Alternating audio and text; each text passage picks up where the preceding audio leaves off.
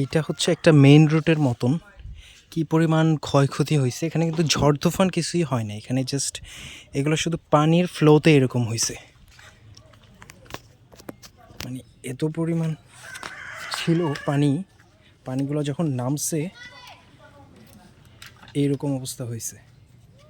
এটা আমি আছি ফেনীতে এখন।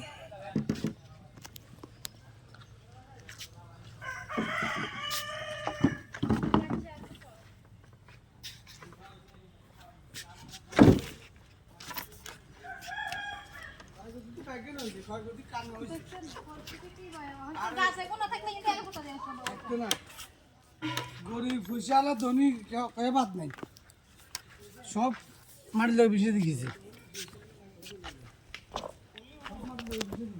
একটা রাস্তা, এটা একটা মেইন রোড কাইন্ড অফ রাস্তা এই এলাকার জন্য, এবং এখানে আর গাড়ি ঢুকতে পারবে না কত বছর কে জানে।